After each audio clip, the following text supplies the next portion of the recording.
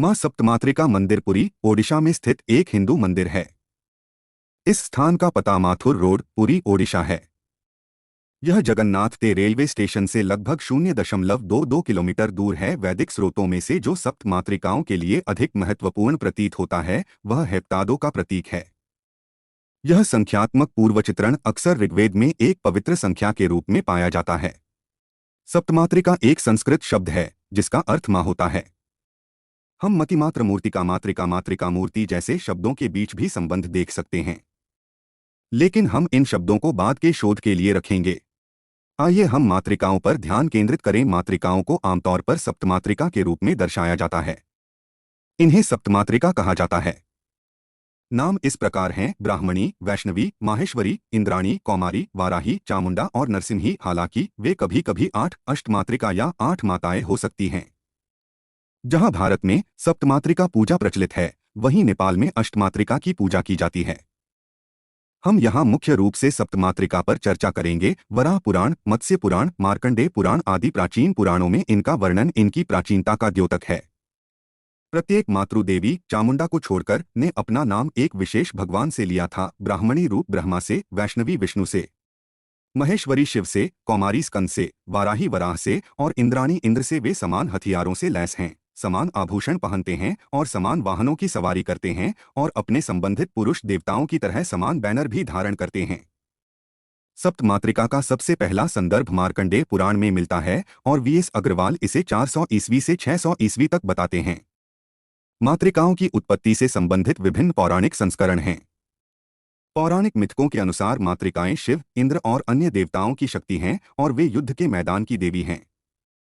लेकिन मूर्तिकला चित्रण में उन्हें दयालु और कुलीन माताओं के रूप में अलग अलग चित्रित किया गया है। ऐसा कहा जाता है कि सप्तमातृकाओं का संबंध शिव से है। उनके नाम से पता चलता है कि वे ब्रह्मा, विष्णु और अन्य देवताओं के शरीर से पैदा हुए थे। एक कहानी है कि जब शिव और विष्णु ने मिलकर अंधक नाम के असुर को मारने की कोशिश की और असफल रहे, तो उन्होंने उसे मारने के लिए 7 माताओं की रचना की। अंधकासुर के जमीन पर गिरी रक्त की प्रत्येक बूंद से एक और असुर उत्पन्न हो गया। ऐसा माना जाता है कि 7 देवियों ने उस रक्त को पी लिया और उसे जमीन पर गिरने नहीं दिया, जिससे भगवान शिव के लिए असुर को मारना आसान हो गया। सप्त मातृकाओं के जन्म के बारे में एक और संस्करण वामन पुराण अध्याय 56 की कहानी में पाया जाता है। देवताओं और असुरों के बीच युद्ध हुआ। जब चंड और मुंड असुर मारे गए तो रक्तबीज नाम का एक और असुर रथों, हाथियों, घोड़ों और पैदल सेना के साथ युद्ध के मैदान में प्रवेश किया। बड़ी सेना को देखकर कौशिकी और काली ने जोर से आवाज लगाई और उनके मुख से महेश्वरी और ब्राह्मणी हंस पर बैठकर माला पहने हुए और हाथों में जल का पात्र लिए हुए बाहर आईं। महेश्वरी के सिंह से कौमारी निकली, जो मोर पर बैठी थी और हाथ में भाला लिए हुए थी। कौमारी के हाथ से वैष्णवी गरुड़ पर बैठकर शंख, चक्र, गदा, तलवार, धनुष और बाण लेकर निकली। उसके पृष्ठभाग से शेषनाग, सर्प पर बैठी वाराही निकली और उसके हृदय से भयंकर पंजों वाली नृसिंहिनी निकली और उसके पैर से चामुंडा निकली। ब्राह्मणी की आंख से 3 आंखों वाली महेश्वरी निकली, जो बैल पर बैठी थीं और सांपों को चूड़ियां और बालियां पहने हुए थीं। उनके हाथ में त्रिशूल था।